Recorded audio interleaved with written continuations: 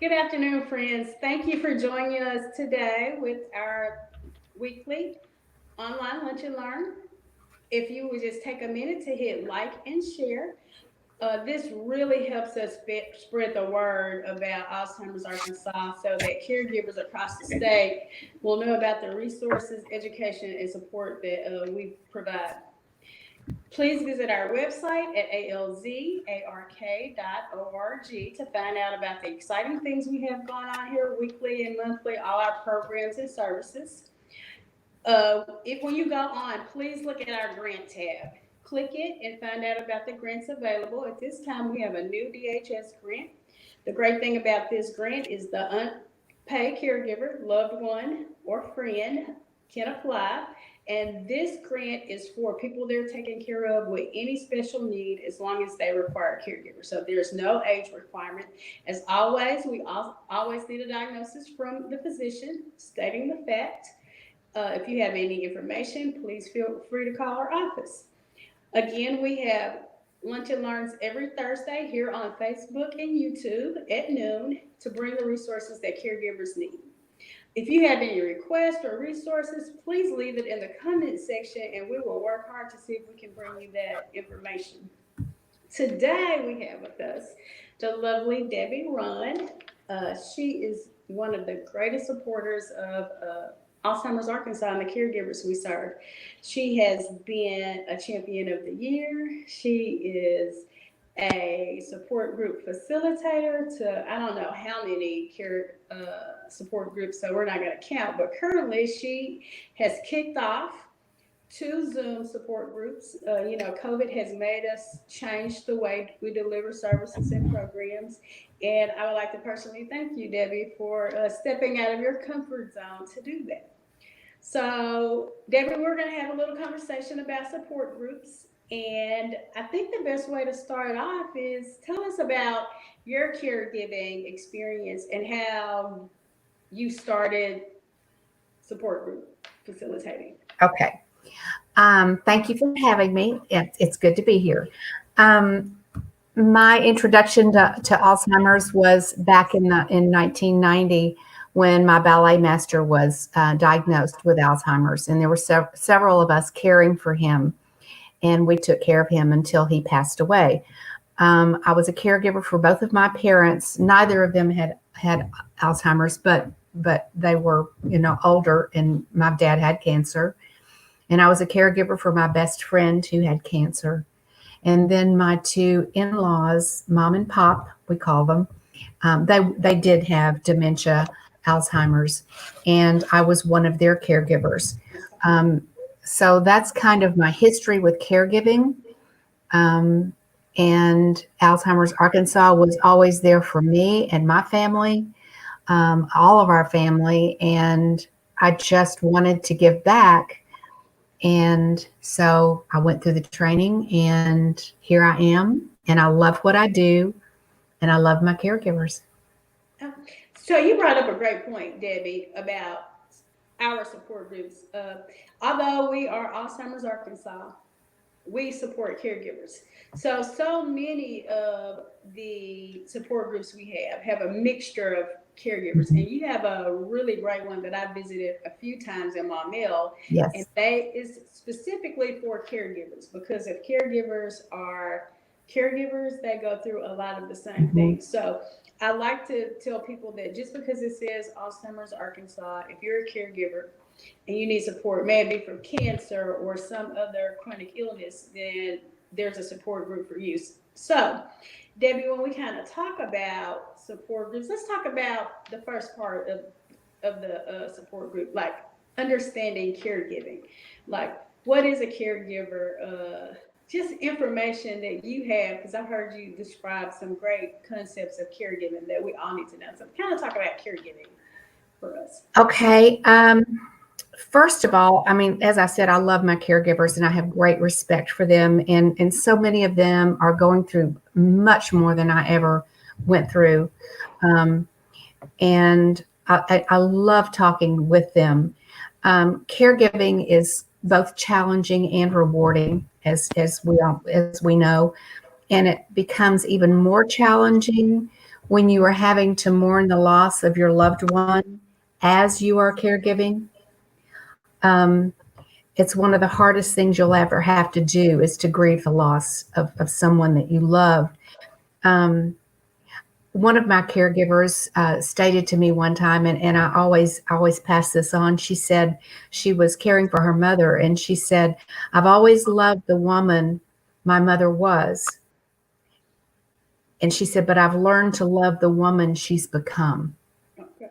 And I think that's very important to remember when you're a caregiver, to keep that in your mindset. Not everyone is cut out to be a caregiver, and that's okay, because when you're dealing with someone with dementia or any other illness, there are always other needs that can be fulfilled by other members of the family or friends who don't consider themselves caregivers, so to speak. I have found caregivers to be they're very passionate people. They're tenderhearted and loving. But they also experience a tremendous amount of isolation, frustration, exhaustion, anger, guilt, depression, many emotions. They're special people, and I consider them angels. And one of my big things is that I feel that every caregiver deserves to be feel loved and appreciated for what they do, and remind them of how important their role is in the care of their loved one, their person. And many times, friends and family, unintentionally, of course, they tend to forget about the caregiver and their needs as opposed to the needs of the person that's being cared for. So, as a support group facilitator, I try and let my caregivers know how important they are. I have to remind them of how important they are, because it does take a toll on the mind and the body and the spirit. And the health. Yes, it would. Yes, exactly. So I do remind them probably too much about that. I feel that I lost my train of thought here. I'm sorry. So you were really bringing up some significant things about being a caregiver. The isolation, depression, and so many times caregivers seem to think that they feel guilty, or they think that's a foreign feeling to be like, I should be happy, or I shouldn't have this apprehension, or I shouldn't have all these negative feelings about caregiving. So, as you were saying, so that is normal. Yes. Yes. And caregivers need a safe place to fall. Okay. Because I think guilt is one of the worst things that a caregiver experiences. And it's okay. That is so normal. It is so guilt and anger. And people are afraid to talk about that. Yes. So as we talk about understanding support groups, the support group is where you come to find the safe place, right? Yes. So when we kind of think about that, and so I kind of answered it, but just to kind of reiterate on it, like the benefits of going. When you think about it, so like let's just be plain to put it out there so that people don't have to dig for it. So the benefits of going is to, well, like we said, to be able to talk freely, about what you're going through in your personal situation. I know that when I start each of my support group meetings, my caregivers know that it is confidential. Okay. Everything that is said in the meeting stays in the meeting. And that is so important. So important. We take turns introducing ourselves. okay. Sometimes we'll have a guest speaker like you or Okay. Matt or whomever. And that's always nice. I kind of try and listen to the needs of each group. And when I see something that I may think needs addressed, Okay. I will try and find someone to come in and speak about that particular issue or subject matter. Um, we begin with introductions, and then we discuss briefly like concerns around the table, and then we allow everyone the opportunity to really talk about what their month has been. You know, Okay. what they've had to go through. Sometimes it's nothing, and they'll give up their time for someone else who needs more time. Okay. Yeah. So I'm a big believer that when you help others, you help yourself. And it has been a beautiful thing to watch my caregivers help each other and nurture each other. And sometimes all I have to do is sit back and let them talk. So I'm a caregiver. Let's Yeah. pretend I'm a caregiver. And I know I need support and I need someone to talk to, uh, to share my experiences, or even I just don't really know what I need. And I'm considering a support group. However, I'm not ready to talk. Can I Hmm. still attend a support group? Absolutely. We have a rule that, Okay. when everybody goes around the room to introduce themselves, of course, I like for you to introduce yourself, but no one has to share anything. Okay. You can come in, you'll be welcomed, and you can sit and listen because you may not have any questions at that time. You may not know what to ask, because when you start on this journey, there's so many things going through your mind, that so many questions, and you're overwhelmed. Hmm. You're simply overwhelmed. But being in a support group environment helps to calm those fears Okay. and helps to give you a little bit of guidance, a little at a time. And it helps to you're not here alone, because that isolation because you think you're the only one going through Yes. what you're going through, your thoughts and everything. So that is so important. So let's think about another aspect of the support group. So I go to a support group, and I just don't think I fit into that support group. Mhm. So should I just like give up on support groups altogether, or No, no, no, no, no, no, no. And there may be people out there who don't want a support group. And if they don't want it, then, we can't make them come. Mhm. But I know that as I have someone come into one of my support groups, if it's not a right fit for them, I try and make it comfortable enough that they can let me know that. And then I'll help them find one that is. Okay.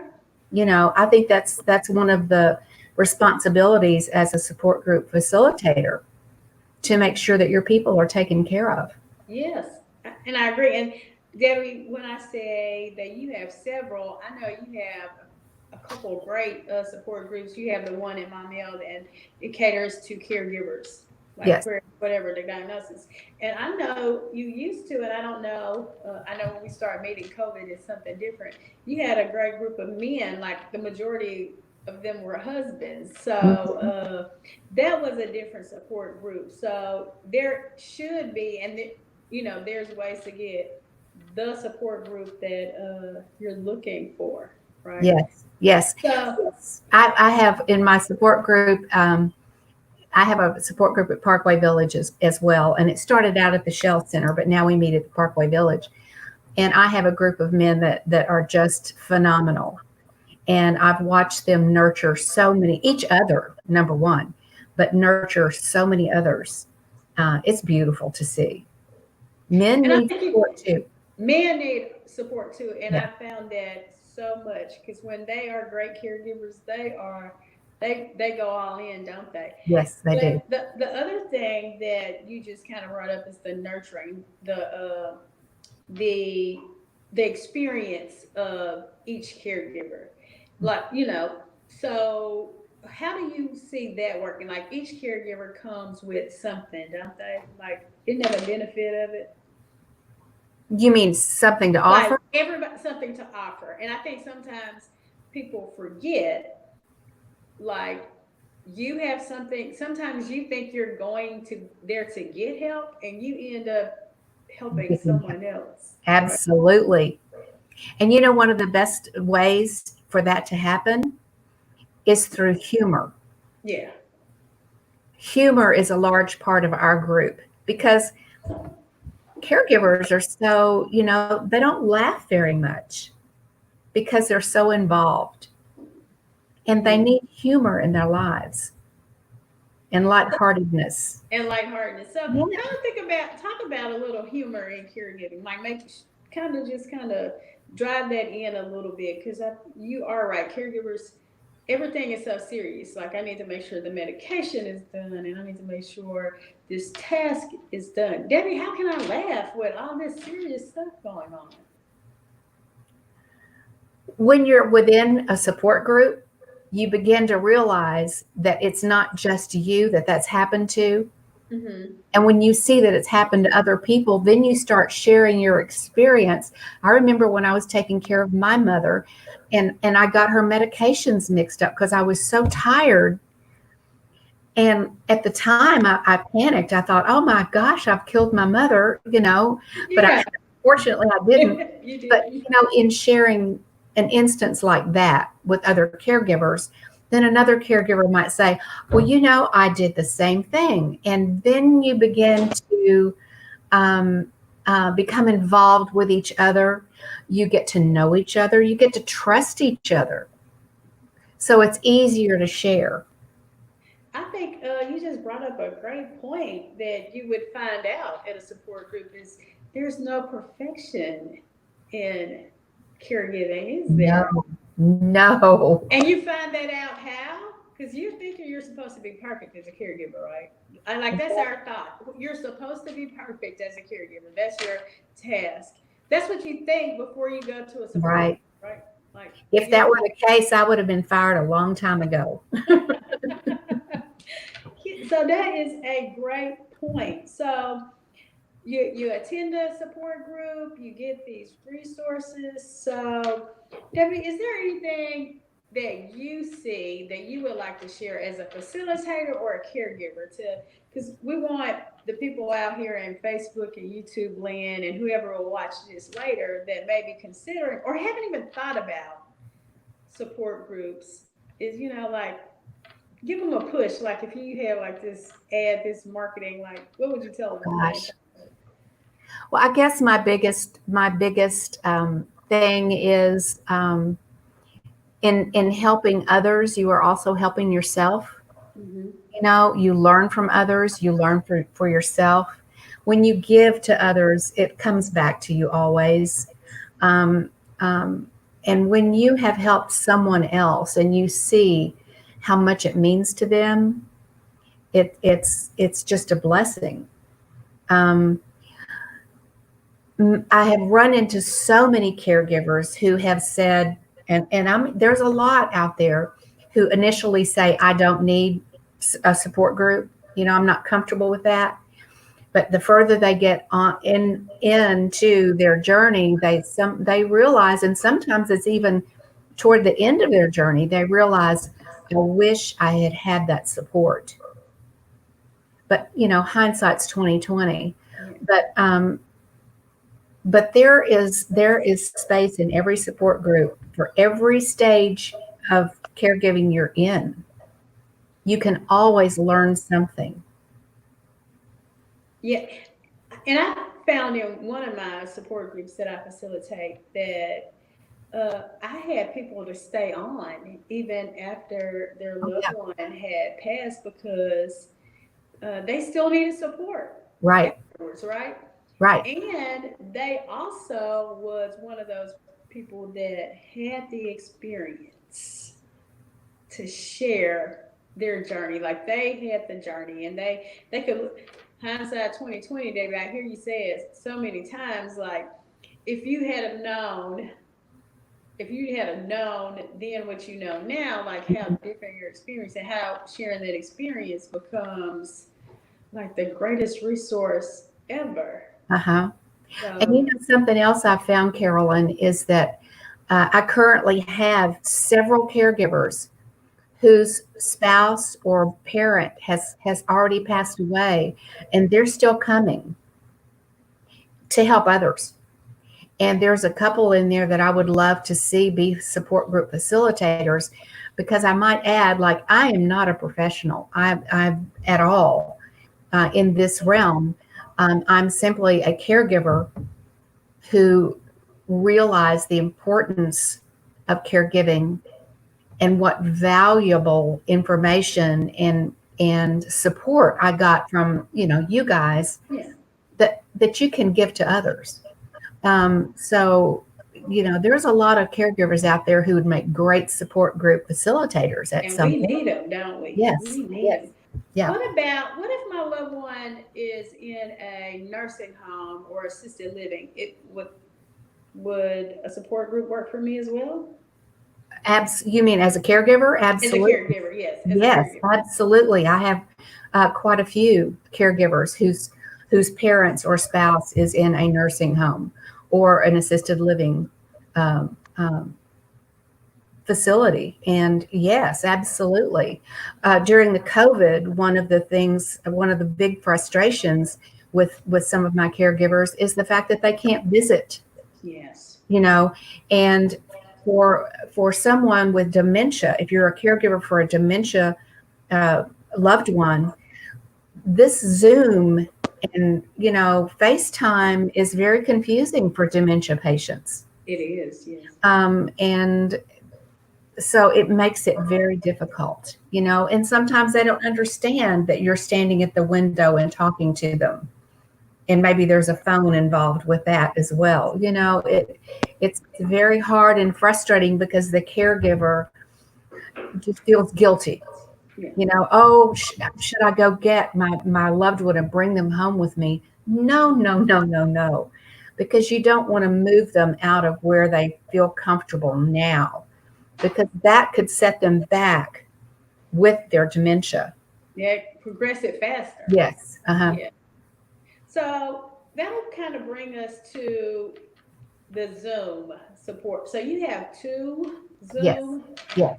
support groups, Yes. and Alzheimer's Arkansas is kicking off a Zoom support group at the end of the fourth Saturday of the month. And how do you see Zoom as with benefiting like the support group? Like technology, just like give me your insight on what caregivers, and a lot of us, I was afraid, I'm not going to use the word afraid, uncomfortable with technology, but COVID-19 and our new world has kind of forced my hand, right? Mm-hmm. So Mm-hmm. uh, how can we make sure that caregivers kind of know that they can be comfortable with Zoom? Yeah. My goodness, that's a big question. I'm not afraid to use the word that I was afraid to get on Zoom, because I was. Yeah. I was very fearful. But I, like many others, my husband and I, go to church via Zoom. And so I've become a little bit more comfortable with it. Something that I have found for myself, it may not be true of everybody else, but let's take the church situation, for instance. Okay. When you have during a service, we usually have the peace where you turn to people and peace be with you, and that kind of thing. When you are on Zoom and you see that face, it's like it's like a tunnel, and you're really focused on that face, and it really brings an intimacy that I didn't think would happen. Oh. I don't know if that makes sense or not, but I mean, when you're physically together, of course you look at someone in the face, but it's always in passing, because you're trying to reach everybody. Everyone, yeah. Yeah, but when you have the faces up in front of you on that screen, and you can really focus on reactions, you can focus. It's very interesting. Okay. So I think that's a plus. And as far as getting onto Zoom, I know that I try as much as I can to help my caregivers get on there if they want Okay. to make it easier, because it is very easy to get It on. is easy, Mhm. but it's frightening, but it's easy. I Yes. think we all have this thought that we're going to mess up something Yeah. or we're going to do it wrong. And I think when we take our caregiving experience, like, you don't have to be perfect, just follow the directions and be Right. patient. And be patient, right? Uh-huh. So, Because it's I, still confidential. It's and still it's still, confidential oh, on a and Zoom. that's a good thing to Yeah. bring out. Like, it is still confidential. And Debbie, before me and you, we were talking, and you kind of found a new thing. Like, for our Zoom calls, you don't actually have to have the technology. You can use a landline or a cell phone, and you don't have to have the video to That's call. right. That's right. So, also knowing, just because it's a Zoom call, many of the Zoom calls you can actually call. So that's important for caregivers to know as well, or someone that maybe you don't want. Yeah, sometimes I don't comb my hair, or I don't want to. I look horrible, and yes, you can just still call in, and nobody has to see your surroundings, and it's a phone call. So I think that's another great thing to Hmm. make sure we understand as technology and our support groups kind of look different. I Right. think also, so Debbie, you are a great resource, and you always have been, and I always thank you so much in how you've supported Alzheimer's Arkansas and me as well, individually, personally and professionally. So, is there anything else you would like to just say before we kind of end our conversation? Um, Gosh, we've covered so much. There are so many tips. I could talk for hours about caregiving, um, and give tips galore. Um, I know as a facilitator, um, my caregivers can reach me 24/7, just like they can your office. Mm-hmm. And I encourage them to do so. If I don't have an answer, I will call you all, and I always get an answer. There is help out there. But I also, another big thing that I'd like to say is caregivers are, I wish I could say jokingly, but I can't. Caregivers are the most stubborn people I've ever run into in my life. And I say that lovingly, I'm glad you said it. but caregivers don't know how to ask for help. And I encourage caregivers everywhere to look at your friends, your church members, club members, relatives. There's a job for everybody. That you can call someone and say, I really, really need help with this. Can you do this one thing for me? It You could be a are one-time exactly thing. correct. Yeah, you are correct. I have a whole presentation on finding support Yeah. because we don't recognize like the talents like of people and what they're able to do, and we Hmm. like how to ask for help and who. Because, and I think a great example for me is, if you call me, I have like one of me or friends, and you call and say, "Hey, Carolyn, can you come and do such and such?" I may be like, "No, no, I can't do that. Maybe that's not what I want to do, or I feel comfortable in doing." Right. Uh-huh. So you kind of build a list of people. But if you say, "Carolyn, you know, could you provide a meal, for Hmm. us Hmm. every so often," I'm your person. Now, I'm not going to tell you I'm going to cook it, but I will provide you a meal. Because, Right. they have like these great things called rotisserie chickens and salads and stuff that I'll pick you up a great nutritious meal. But it's identifying what people have talents and are. I have a friend that goes to Walmart daily. So if I needed a Walmart errand ran, I know to call her because it's going to happen. right? It's another friend, I can't call her because she hates Walmart. So if I ask her to go to Walmart, she's like, but it's finding the people that fit those needs. Exactly. And I think it takes thought Mm-hmm. and a little planning, but like you said, there are church members and neighbors and friends that we have, and I think we just don't tap into that valuable resource a lot of times. Mm-hmm. And something else that about support groups, and I also think this is important. When you begin this journey, you are so frazzled and overwhelmed. You don't know what to ask. You don't know who to ask. You don't know what to ask. But it's things like if when you take your loved one to the doctor, I always encourage journaling.